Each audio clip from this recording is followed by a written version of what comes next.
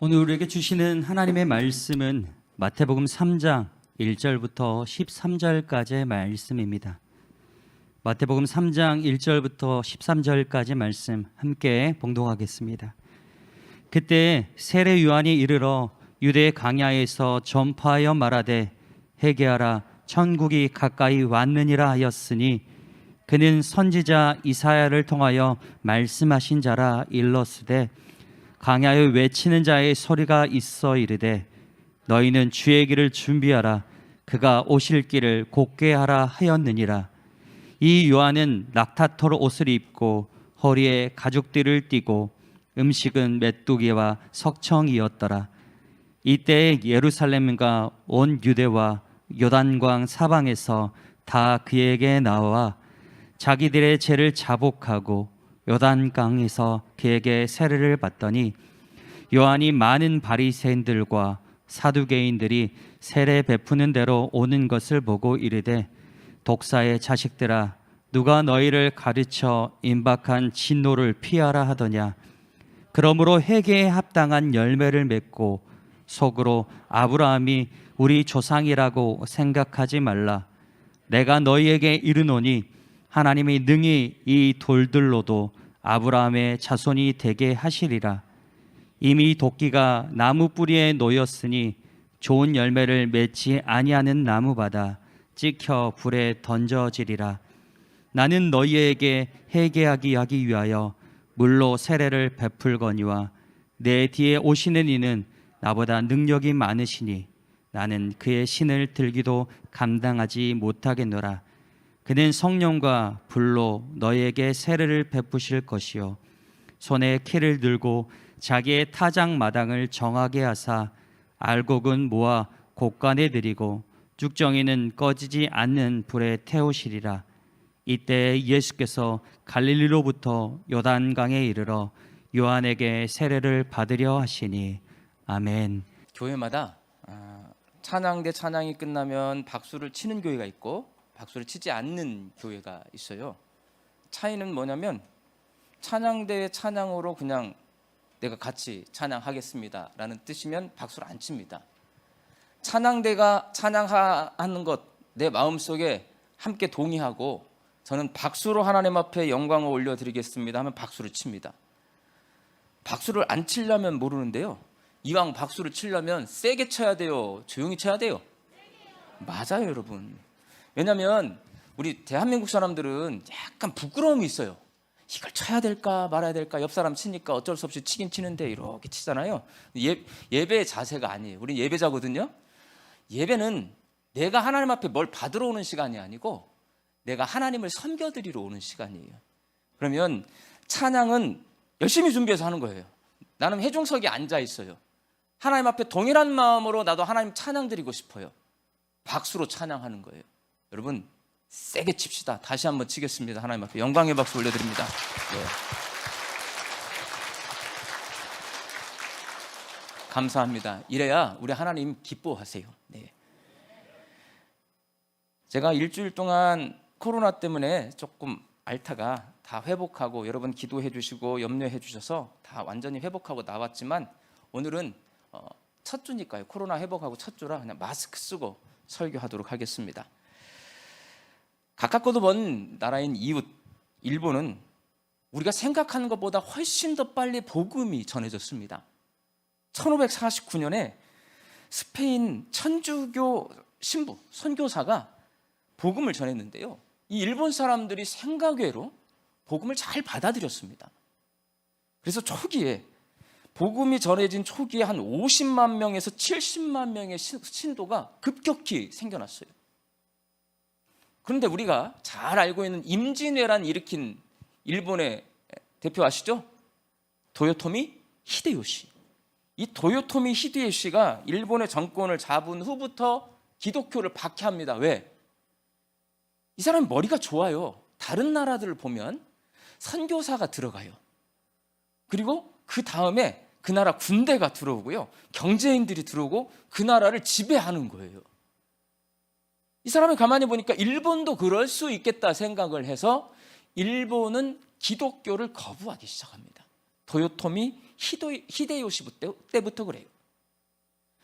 그 뒤를 이은 도쿠가와 이에야스가 정권을 잡은 이후에는 아예 기독교 금지령이 내려지면서 기독교인들에게 박해가 가해지는데 250년 동안요, 일본의 그리스도인 30만 명이 죽습니다. 순교를 당해요. 우리가 이제 하도 1억, 2억, 인구가 10억, 20억 이러니까 30만 명 정도는 이게 와닿지 않거든요. 근데 여러분, 학자들이 연구한 바에 의하면 로마 시대가 한 400년 정도 됩니다. 그때 초대교회 박해할 때에 학자들이 연구한 바에 의하면 1000명이 안 돼요, 여러분. 스데반이 죽고 12제자가 죽어서 많은 사람이 죽었을 거라고 생각하지만 신학자들이 연구해 본 결과로 따지면 로마 시대의 초대교회 성도들이 한 1000명 정도 죽은 거예요. 우리나라도 순교자가 굉장히 많습니다. 우리나라 순교자를 많이 잡으면 3만 명이에요, 여러분. 일본은 몇 명이라고요? 30만 명이요. 우리나라의 10배가 많은 사람들이 순교했습니다. 우리는 그렇게 생각하지 않잖아요. 근데 일본은 그렇게 많은 순교자가 나왔어요. 일본의 작가 엔도 슈사쿠가 쓴 침묵이라는 소설이 있어요. 이 소설은 기독교 금지령을 내리고 기독교인들을 박해하던 도쿠가와 이에야스 시대를 배경으로 하고 있습니다. 당시 일본의 나가사키 지역, 그 지역에 기독교인들이 다 몰려 살았어요. 예수님의 얼굴이 그려진 성화를 땅바닥에 깔아놓고 그 예수님의 얼굴을 밟고 지나가면 살려주는 거예요. 왜? 밟고 지나간다는 건 나 예수 믿지 않겠다라는 거예요. 근데 예수의 얼굴을 밟고 지나가는 걸 거부해. 이 사람이 계속 예수 믿겠다는 거잖아요. 죽입니다. 어떻게 죽이냐? 일본은 섬나라입니다. 해변가가 많죠. 나가사키의 해변가에 썰물이 질 때에 나무를 박습니다. 그리고 거기에 기독교인들을 묶어요. 밀물이 들어와요. 어떻게 돼요? 익사하는 겁니다. 그렇게 죽여요. 제가 젊은 부부 구역 식구들을 데리고 이 일본의 이 현장에 비전 트립을 다녀온 적이 있거든요. 거기 갔더니 선교사님이 이런 말씀을 해주세요. 그냥 죽이지 않습니다. 어떻게 죽이냐? 썰물이 될 때요, 나무를 박아놓고 누구를 먼저 죽이냐면 어린 아이들을 거기에 묶어놓습니다. 그리고 그 옆에 누가 서 있을 것 같아요? 그 부모들을 세워놓는 거예요. 썰물 때 애들을 묶어놓고 그 부모들이, 예수 믿는 부모들이 그 옆에 서 있게 만드는 거예요. 밀물이 들어옵니다. 애들이 어떻게 될까요? 자지러지면서 울면서 절규를 하죠. 그 모습을 부모들이 그 옆에서 지켜보게 했어요. 물이 점점 차오를 때, 애들이 울 때 그 부모들이 옆에 서서 뭐라고 그랬냐면요, 엄마 아빠도 곧 뒤따라 갈 거야. 너희들 천국 가는 거야. 자기 아이들이 울부짖을 때 그 부모들은 옆에서 찬송을 부르면서 자기 아이들이 죽는 모습을 지켜보게 했어요. 나가사키 지역은 온천 지역입니다. 제가 여기도 가봤는데 우리나라 온천은 온천 지역 가면 온천탕이 있어요. 근데 일본의 온천은 다르더라고요. 부글부글 물이 끓어올라요. 100도가 넘는 온천수가 땅에서 올라오는 노천 지역이 되게 많아요. 예수님의 얼굴이 그려진 이 성화를 밟지 않는 그리스도인들을 어떻게 하냐? 데려다가 칼로, 옷을 벗기고 칼로 찌릅니다. 여기저기를 푹푹 찔러. 왜 찌르냐? 우리가 음식할 때요, 고기나 생선에 칼집을 내요. 왜 내요? 양념이 잘 배고 잘 익으라고, 골고루 익으라고 찌르죠. 이 칼집을 내죠. 똑같아요. 기독교인들을 칼로 여기저기를 쑤셔가지고 몸에 상처를 낸 다음에요, 끓는 그 온천물에 담가서 죽였습니다. 침묵이라고 하는 이 소설의 주인공은 로드리고라고 하는 포르투갈 신부입니다. 박해받는 일본의 많은 기독교인들이 그렇게 해변가에서 익사하고 온천에서 그렇게 끓는 온천물에 죽는 모습을 이 로드리고라고 하는 이 포르투갈 신부가요, 들었어요. 그렇게 많은 순교자가 나오고 있다. 그것이 두려워서 일본의 기독교인들이 많이 배교하고 있다. 예수 믿는 걸 포기하고 있다. 이 소식을 듣고는 그가 일본의 나가사키 지역으로 건너갑니다. 거기서 박해받고 있는 기독교인들을 격려하고 복음을 전하다가 그도 붙잡혀요. 붙잡혀서 많이 봐요. 온천에서 죽고 해변가에서 죽고 이런 걸 많이 봅니다. 충격을 먹고 하나님 앞에 절규하면서 기도합니다. 하나님, 이 일본의 불쌍한 그리스도인들을 굽어 살펴주옵소서. 하나님, 이 바퀴가 속히 지나가고 다시 하나님을 믿는 믿음이 다시 회복되는 이 땅이 되게 하여 주옵소서 기도합니다. 그러던 어느 날 고문을 받다 보니까 몸도 약해지고 마음도 약해지고 자기 귀에 이제 이상한 소리가 들리는데 가만히 들어보니까 코 고는 소리가 들리는 거예요. 밤에 잠을 자야 되는데 이 코 고는 소리 때문에 잠을 못 자요. 누가 이렇게 코를 고나 나중에 알아봤더니 그것은 코 고는 소리가 아니라 예수 믿는 사람을요, 일본 사람들이 꽁꽁 묶어서 어디다 매달아 놓냐면, 저 어렸을 때 시골에 가면 항아리 묻어서 변기통으로 사용했어요. 예. 그런 똥통 위에다가 사람을 거꾸로 매달아 놔요, 예수 믿는 사람들을. 그리고 귀에 구멍을 뚫습니다. 왜? 거꾸로 매달아 놓고 귀에 구멍을 뚫잖아요. 피가 다 여기로 나오는 거예요. 피가 다 빠져나와서 죽게 만드는 구멍 매달기라고 하는 고문을 하고 있는데, 거기에 매달려 있는 예수 믿는 사람들이 너무나 힘들어서 내는 소리가 이 로드리고라고 하는 선교사의 귀에는 코 고는 소리로 들렸던 거예요. 그 사실을 알게 된 이 신부는 절규합니다. 하나님, 어디 계십니까? 언제까지 이 사람들을 이렇게 내버려 두실 겁니까? 왜 하나님 침묵하시면서 아무 말씀도 하지 않으십니까? 잔인한 박해를 견디지 못하고 결국 이 소설에 나오는 로드리고 신부는 배교의 길을 선택합니다. 예수님의 얼굴을 이 신부가 밟고 지나가 버려요, 여러분. 그러면서 이 소설이 끝나는데 그 배교의 순간을 소설을 이렇게 기록해 놓고 있어요. 밟아도 좋다. 내 발의 아픔을 내가 제일 잘 알고 있다. 나는 저희에게 밟히기 위해 이 세상에 태어났고 너희의 아픔을 나누기 위해 십자가를 짊어질 것이다. 이렇게 해서 신부가 성화에 발을 올려 놓았을 때 아침이 왔다. 멀리서 닭이 울었다. 이게 이 소설의 끝장면입니다. 이 소설은 여러 가지 생각을 하게 해주는 신앙적으로 굉장히 유익한 책입니다. 이 책을 통해서 얻을 수 있는 교훈이 여러 가지가 있는데 그 중에 하나, 하나님이 침묵하시면 사람은 즐겁습니까? 고통스럽습니까? 고통스러워. 하나님이 침묵하시면 사람은 고통스럽다라는 것을 알 수가 있습니다. 사람이 언제 가장 고통스럽냐? 하나님이 침묵하실 때, 여러분.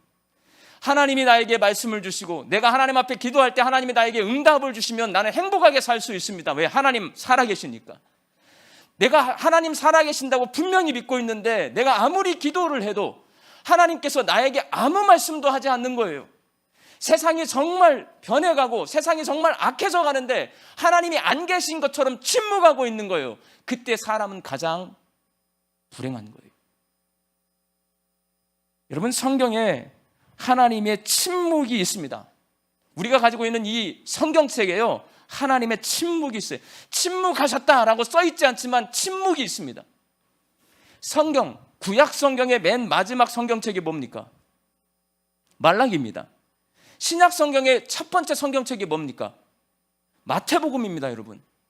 말라기라고 하는 구약 성경의 맨 마지막 성경책은요, 이스라엘 백성들이 바벨론 포로로 잡혀갔다가 돌아와서 느헤미야, 에스라와 함께 성전, 이 성벽을 재건하고 제2 예루살렘 성전을 재건해가지고 열심히 신앙생활하는데 이 사람들이 또 타락합니다. 그때 하나님이 경고의 메시지를 보내기 위해서 보낸 선지자가 누구냐면 말라기예요. 그리고 나서 마태복음은 갑자기 예수님의 이야기가 나오는 거예요. 이 말라기와 예수님의 이야기가 나오는 마태복음 사이가 몇 년이냐? 400년입니다. 400년. 그러면 말라기와 마태복음 사이에 400년 동안 성경책이 없어요. 왜 없을까요? 여러분, 성경은 뭐예요? 하나님의 말씀입니다. 말라기와 마태복음 사이 400년 동안 하나님의 말씀이 없어요. 이건 뭐 하시는 거예요? 하나님이 침묵하신 거예요. 우리에게 하나님이 침묵하셨다 성경이 말라기에 써놓지 않았지만요, 말라기에서 마태복음으로 넘어가는 그 사이 400년은요 하나님이 한 말씀도 하지 않으세요. 신학교에 가면 신구약 중간기라고 그 시대를 배웁니다. 400년 동안 하나님이 말씀을 하지 않습니다. 아까 말씀드렸어요, 하나님이 침묵하시는 시간은 인간이 고통스러운 시간이에요. 절규하는 시간이에요. 구약 성경에 남은 자 사상이라는 게 있어요. 그렇게 죄를 많이 짓는데 하나님은 항상 구약 시대 어딘가에는 하나님만을 바라보고 하나님께 기도하고 하나님의 말씀을 사모하고 하나님의 말씀을 기다리는 남은 자들을 남겨놓으시고 그 남은 자들을 통해서 구원의 역사를 써내려갔습니다. 이 남은 자들이 400년 동안도 있었을 거란 말입니다. 하나님 앞에 간절히 기도했을 거란 말입니다. 그런데 이 기간 동안 하나님은요 침묵하세요. 어떤 일이 벌어지냐? 느헤미야와 함께 돌아왔잖아요. 바벨론 포로에서 돌아왔죠. 그 다음에 이게 이제 돌아올 때가 벌써 바벨론에서 페르시아로 바뀌었어요. 이스라엘 사람들이, 유대인들이 바벨론에서 페르시아에게 지배를 받습니다. 100년이에요. 그리고 페르시아가 그리스로 바뀌어서 또 이스라엘을 지배해요. 170년이에요. 그리스 지배하에 있던 이스라엘 백성들이 잠시 독립합니다. 100년 독립하는데 또 로마가 와가지고 이스라엘을 지배하는 거예요. 60년 지배할 때 마태복음의 이야기, 예수 이야기가 시작되는 거예요. 우리는 일본에게 35년 동안 나라를 빼앗긴 경험이 있습니다. 저는 일본에게 나라를 빼앗긴 거를 내가 제 눈으로, 제 몸으로 경험하지 않았어요. 그렇지만 3.1절이 되면, 8.15가 되면 제 마음속에 왜 우리는 힘이 없어서 일본에게 지배를 받았을까? 마음이 아파. 우리나라 생각하면요. 내가 식민 통치를 경험하지 않았지만 35년인데 벌써 수십 년이 지났는데도 제 가슴이 아파요. 그런데 이스라엘 백성들은요 420년 동안 나라를 빼앗겼어요. 한 나라에게만 빼앗긴 게 아니라 바벨론, 페르시아, 그리스, 로마 나라가 바꿔가면서 이스라엘을 420년 동안 지배를 합니다. 35년 동안 나라를 빼앗겨서도 그 다음 후손들이 이렇게 마음 아프게 살고 있는데 420년 동안 나라를 빼앗긴 나라의 그 유대인들은 얼마나 억울하고 원통하고 고통스럽게 살까요? 그 420년 기간 동안에 말라기에서 마태복음 사이에 400년 기간 동안에 하나님만을 바라보면 남은 자들이 하나님 앞에 로드리고 신부처럼 절규하면서 기도했어요. 하나님, 우리나라를 해방시켜 주십시오. 우리 백성들을 자유를 얻게 하여 주십시오. 기도했는데 하나님이 응답하지 않습니다. 그러면 그 기간 동안에 하나님은 왜 침묵하고 계셨을까요? 하나님은 그 기간 동안에 무엇을 하고 계셨을까요? 여러분, 이런 질문들을 던지면서 우리가 성경을 읽어야 합니다. 하나님은 침묵하고 계신 것이 아니에요. 하나님은 일하고 계셨어요. 고통받는 유대인들 입장에서 보면 하나님이 아무 말씀도 하지 않으시니까 침묵하는 것처럼 보이지만 하나님은 유대인들, 그 남은 자들의 기도와 절규를 들으시면서 성급하게 움직이지 않아요. 그렇다고 게으름 피우지도 않아요. 하나님의 방법으로 하나님의 뜻과 계획 아래서 자신의 일을 이루어가고 계셨어요. 신학자들이 연구한 바에 의하면 말라기와 마태복음 사이 이 신구약 중간기 400년 동안 하나님께서는 크게 세 가지 일을 하신 걸로 봅니다. 첫 번째, 하나님은 복음이 전해질 길을 뚫으셨어요. 길. 하나님은 로마를 통해서 장차 예수님의 복음이 전해질 길을 만드셨습니다. 로마가 세계를 지배할 수 있었던 이유 중에 큰 이유 하나가 뭐냐면 길을 뚫어요. 이 사람들은. 왜? 로마의 군대가 가잖아요. 그 나라를 지배하려면 로마로부터 물자가 가야 돼요. 보급이 가야 돼요. 그러니까 보급로를 확보하기 위해서 곳곳에 길을 뚫습니다. 그래서 로마의 세계는요, 모든 로마로 향하는 도로로 연결이 되어 있는데 이 길은 어떤 길이냐? 나중에 이 길을 타고 바울과 초대교회 사도들이요, 주의 복음을 전하는 길이 되었습니다. 하나님은 유대인들을 향해 침묵하시는 이 400년 동안 가만히 계신 게 아니고요, 앞으로 장차 복음을 전할 수 있는 길을 로마를 통해서 곳곳에 뚫어 놓으신 거예요. 길을 뚫으셨어요. 두 번째, 하나님은 복음이 전해질 수 있는 환경 준비하셨습니다. 로마가 각 나라 도로를 뚫잖아요. 그리고는 그 로마의 군대가 곳곳에 가가지고 아시아, 유럽이 다 한 로마로 됐어요. 로마가 그렇게 통일을 하지 않았다면 이스라엘에서 터키로 가고, 터키에서 마케도냐로 가고, 마케도냐에서 로마로 가고, 로마에서 스페인으로 가려면 가는 곳마다 나라가 다르니까요, 통행할 때마다 뭔가를 제출하고 이 복잡한 서류 과정, 심사 과정을 거쳐야 돼요. 근데 모든 나라가 로마로 통일이 되니까 한 나라잖아요. 여행이 자유로워지는 거예요. 그래서 그 자유로운 환경 속에 아시아에 있는 유대 지역에 있는 사도들이요, 아시아 곳곳과 로마가 다스리고 있는 유럽 지역까지 가서 복음을 전할 수 있는 환경이 조성되었는데, 이걸 누가 만들어 놨냐? 하나님이 침묵하시는 400년 동안 이렇게 복음이 전해질 수 있는 환경 만드셨습니다. 세 번째, 하나님은 복음이 전해질 수 있도록 뭐 하셨냐? 언어 준비하셨어요. 언어.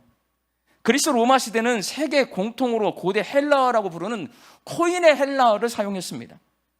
복음이 만일 말로 전해지잖아요. 여러분, 말을 다른 사람한테 전해요. 그 사람이 그 다음 사람한테 전해요. 그대로 갑니까? 뭐가 막 자꾸 붙습니까? 붙습니다. 와전이 됩니다. 뭔가를 누구에게 정확하게 전달하려면 기록해야 합니다. 기록으로 남겨서 전해야 돼요. 하나님은 복음인 예수 이야기가 로마가 공용어로 사용했던 고대 헬라어로 정확하게 기록돼서 후대에 전해질 수 있도록, 다른 사람들에게 전해질 수 있도록 언어를 준비하셨어요. 문자 준비하신 거예요. 그 400년 동안 하나님은 길을 뚫으시고 복음이 전해질 수 있는 환경을 만드시고 복음을 기록해서 정확하게 전달할 수 있도록 문자, 언어를 준비하셨습니다. 이렇게 복음을 전할 수 있는 모든 준비를 끝마치신 하나님께서 드디어 400년 만에 유대인들을 향해 그 닫았던 입을 여십니다. 입을 열 때 어떻게 열었냐? 천사를 보내요. 그래서 세례 요한이 탄생할 것이다. 예수님이 탄생할 것이다. 이렇게 하나님은 구약 성경을 읽어보면 사자를 보냅니다. 천사를 보내든지 아니면 선지자들을 보내서 하나님의 말씀을 대언하게 하세요. 그렇게 하나님이 입을 연 다음에 첫 번째로 나타난 선지자가 누구냐면 세례 요한입니다. 오늘 본문 말씀 속에. 그래서 세례 요한의 등장은 400년 동안 침묵하셨던 하나님이 이제 유대인들을 향해서, 이스라엘 백성들을 향해서 이제 그 침묵을 푸시고 말씀하신다라는 거예요. 400년 만에 나타난 하나님의 선지자 세례 요한이 입을 열어서 처음 한 말이 뭐예요? 회개하라, 천국이 가까이 왔느니라. 400년 동안 관객들의 압박과 서름을 받으면서 하나님 앞에 간절히 기도하고 애타게 절규하던 유대인들에게 하나님이 400년 만에 세례 요한을 보내셔서 회개하라, 천국이 가까이 왔느니라. 중요해요, 안 중요해요? 우리가 400년 동안 안 기다리니까 이게 안 들어오는 게 귀해. 내가 하나님의 말씀을 400년 동안 우리 할아버지 때부터 계속 기다리고 있다면요, 하나님이 드디어 말씀하세요. 귀를 쫑긋 세우고 듣습니다. 근데 그 말씀이 어떤 말씀이냐? 회개하라, 천국이 가까이 왔느니라. 이 말씀은 그냥 중요한 말씀이 아니라 아주 중요한 말씀이에요. 왜? 400년 만에 하나님이 나에게 주신 말씀이기 때문에. 그렇다면 세례 요한을 통해서 하나님이 400년 만에 유대인들에게 주신 이 말씀, 회개하라, 천국이 가까이 왔느니라, 이 말씀은 도대체 무슨 말씀인가? 오늘 본문에 써 있어요.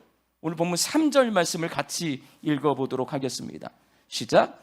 그는 선지자 이사야를 통하여 말씀하신 자라. 일러스되 광야에 외치는 자의 소리가 있으러 이르되 너희의 길을 준비하라.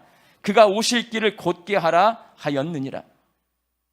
마태복음은요, 세례 요한이 구약의 이사야 선지자를 통해서 하나님이 미리 오실 것을 예언했던 그런 선지자라는 거예요. 그 사람은 어떤 사람이냐? 예수님의 길을 준비하는 사람이에요. 예수님이 오실 길을 곧게 하는 사람이에요. 여러분, 세례 요한이 길을 뚫었는데, 예수님 오실 길을 뚫었는데 곡괭이로 뚫었습니까? 삽으로 뚫었습니까? 뭘로 뚫었어요? 하나님의 말씀으로 뚫었습니다. 세례 요한은 선지자이기 때문에요, 길을 내는데 뭘로 내냐면 하나님이 그 세례 요한에게 주신 말씀으로 길을 내는 거예요. 그 세례 요한이 말씀으로 길을 내는데 무슨 말을 한 거예요? 회개하라, 천국이 가까이 왔느니라. 그럼 여러분, 회개하라, 천국이 가까이 왔느니라는 이 말씀은 어떤 말씀인 거예요? 예수님이 오실 길을 준비하는 말인 거예요. 예수님이 오실 길을 곧게 하는 말이에요. 예수님이 오실 길이 울퉁불퉁하는데 그거를 고속도로처럼 평평하게 만드는 말씀이 뭐냐? 회개하라, 천국이 가까이 왔느니라입니다.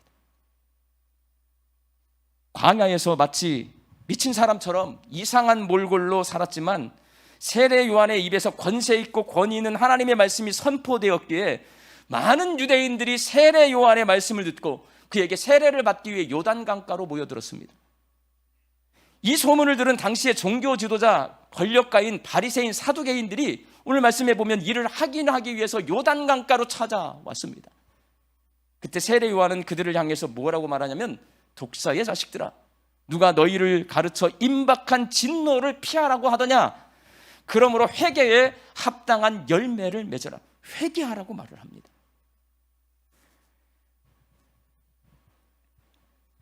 우리는 오늘 세례 요한에 대해 기록하고 있는 오늘 본문 말씀, 마태복음 3장 말씀을 통해 회개하는 것, 이게 성탄, 우리가 기다리고 있잖아요. 예수님이 오실 길을 준비하는 것이다. 회개하는 것, 예수님이 오실 길을 걷게 하는 것이다 라는 하나님의 음성을 듣고 있습니다. 사랑하는 양림교회 성도 여러분, 우리는 예수님의 탄생을 기다리는 대림절 마지막 주간 살고 있습니다. 이 주간이 지나면 이제 다음 주일은 성탄절입니다. 여러분은 이 대림절기에 얼마나 예수님을 기억하고 성탄을 기다리며 살고 계십니까? 마태복음은 회개하라, 천국이 가까이 왔다라는 이 말씀으로 우리에게 예수님을 우리가 어떻게 기다려야 하는지 그 방법을 가르쳐주고 있습니다. 마태복음이 말하고 있는 천국은요, 다른 게 아니에요. 나라라고 하는 것은 왕이 있는 겁니다. 천국은 하나님 나라의 왕이신 예수님 말하는 거예요. 예수님이 왕으로 오시는 예수님이 가까이 왔으니 우리는 뭐 해야 돼요? 회개해야 돼요. 1부, 2부, 3부 제가 설교하고 있는데 회개하라는 말에 우리 양림교회 성도들이 마음에 반응이 없어. 회개할 게 없으신가 봐. 오늘 우리에게 주신 하나님 말씀 그대로 여러분에게 권면합니다. 양림교회 성도 여러분, 회개하십시오. 예수님이 듣고 싶은 것은 멋진 크리스마스 캐롤이 아니고요, 예수님이 보고 싶은 것은 화려한 크리스마스 트리가 아니라 우리가 자복하고 회개하면서 우리 주님 오실 길을 기다리는 모습입니다. 이 시간 하나님의 이 말씀 앞에서 저와 여러분이 하나님 대신 내가 주인 되어서 살고 예수님 대신 내가 왕노릇하며 살던 죄를 회개할 수 있기를 바랍니다. 하나님은 우리에게 말씀하셨습니다. 하나님 사랑하면서 살아라. 근데 여러분, 우리가 하나님을 얼마나 사랑하며 삽니까? 나 먹고 사느라 바쁘잖아요. 나 사랑하느라 바빠요. 그렇게 이기적으로 살던 우리의 모습을 회개할 수 있기를 바랍니다. 예수님은 내 이웃을 내 몸처럼 사랑하라 말씀하셨어요. 그게 첫째는 하나님 사랑이고 둘째는 이웃 사랑이 가장 큰 계명이라고 말씀하셨는데 우리는 겨우 내 몸 하나 건사하고요, 내 가족 챙기느라고 바빠요. 이웃이 내 눈에 들어오지 않아요. 이웃을 사랑하라는 말씀에 순종하지 못한 것, 회개할 수 있기를 바랍니다. 예수님은요, 자신의 핏값으로 이 교회를 여기에 세워놓으셨습니다. 교회는 예수님이 머리고 우리는 몸이에요. 예수님에게 연결되어 있는 공동체입니다. 이 교회를 사랑하는 것이 예수님 사랑하는 겁니다. 내가 살면서 나에게만 관심이 있지 교회 공동체에 관심을 많이 못 쏟아요. 특히 코로나를 지나면서 더 많은 사람들이 그래요. 그것도 여러분, 회개해야 합니다. 저와 여러분의 모든 죄를 회개하고 예수님이 오실 길을 준비해서 우리 주님을 만날 수 있기를 바랍니다. 주님을 만나면 내 삶이 회복됩니다. 오실 주님을 만나면 우리 양림교회도 회복됩니다. 상한 우리의 마음, 병든 우리의 육신, 아픈 우리 교회 모두가 어떤 때 회복되냐? 예수님 만날 때 회복되는 겁니다. 여러분, 많은 분들이 저에게 아픈 마음 치료해 주기를 원해요. 우리 양림교회 많은 성도들이 저를 극히 바라면서 김현준 목사님이 조금 아픈 내 마음, 우리 교인들의 마음을 좀 위로해 주셨으면 좋겠다라는 그런 그윽한 눈길을 보내는데, 여러분, 저는 여러분을 위로해 줄 수 없어요. 여러분, 누가 여러분을 위로해 줄 수 있냐? 예수님이 여러분을 위로해 줄 수가 있습니다. 그 예수님을 만나는 방법, 회개하는 겁니다. 저와 여러분이 회개하고 이번 성탄절에 예수님 만나서 우리 양림교회가 회복되고 저와 여러분의 삶이 회복될 수 있기를 예수님의 이름으로 축원합니다. 이 시간 기도해야 돼요. 회개는 우리가 항상 기도하는 거잖아요. 가슴에 손을 얹어보세요. 회개는 여기서 나오는 거거든요. 내 가슴에서. 예수님을 왕으로 섬기지 못하고 하나님을 주인으로 모시지 못한 죄 회개하세요. 하나님을 사랑하지 못한 죄 회개하세요. 이웃을 사랑하지 못한 죄 회개하세요. 주님의 몸된 교회를 사랑하지 못한 죄 회개하세요. 이 시간 통성으로 기도하면서 함께 회개하겠습니다. 주님 감사합니다. 이 주일에 주 앞에 나와 주의 말씀을 들었습니다. 주님을 왕으로 섬기지 못하고 내가 왕 노릇한 죄, 하나님을 주인으로 섬기지 못하고 내가 주인 노릇한 죄 회개하오니 용서하여 주시옵소서. 하나님 사랑하라고 그렇게 말씀하시는데 하나님 사랑하지 못하고 이기적으로 나만 생각하며 산 죄 용서하여 주옵소서. 이웃을 사랑하라고 말씀하셨지만 나와 내 가족만 챙기며 살아간 죄 용서하여 주옵소서. 주님의 몸된 교회를 하나님 내가 사랑하지 못하고 주님의 몸된 교회보다 내 인생만을 생각하며 살아간 죄 용서하여 주옵소서. 회개하고 예수님 오실 길을 준비하게 하여 주옵소서. 주여, 그래서 우리 주님 만나서 내 삶이 회복되고 우리 양림교회가 회복되고 하나님 세상이 회복되는 놀라운 역사가 있게 하여 주시옵소서. 주여 도와 주시옵소서. 400년 동안의 침묵을 깨고 말씀하신 회개하라 천국이 가까이 왔다는 하나님 말씀에 순종해서 여기서 예배드리는 저와 양림교회 모든 성도가 하나님 회개합니다. 예수님을 왕으로 하나님을 주인으로 섬기지 못하고 내가 왕 노릇하고 주인 노릇했던 것을 회개하오니 용서하여 주옵소서. 예수님을 왕으로 섬기고 하나님을 주인으로 섬기며 살게 하여 주옵소서. 하나님 사랑하지 못한 죄를 회개하오니 주여 용서하여 주옵소서. 내 욕심 부리지 아니하고 하나님 말씀에 순종하고 경건하게 살아서 하나님 기쁘시게 해드리며 살게 하여 주옵소서. 이웃을 사랑하지 못한 죄를 회개합니다. 내 안에 있는 미워하는 마음, 용서하지 못하는 굳은 마음을 내려놓게 하여 주시고 사랑하게 하시고 용서하게 하시고 화해하며 살게 하여 주옵소서. 주님의 몸된 교회를 사랑하지 못한 죄를 회개합니다.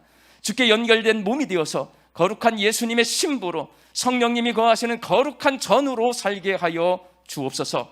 주님, 이 시간 진심으로 회개하는 저와 양림교회 성도들이 우리를 찾아오신 예수님을 만나게 하여 주옵소서. 우리 주님 오신 성탄절에 상한 우리의 심령과 병든 육신과 아픈 양림교회가 우리 주님을 통하여 회복되게 하여 주옵소서. 예수님의 이름으로 기도하옵나이다. 아멘.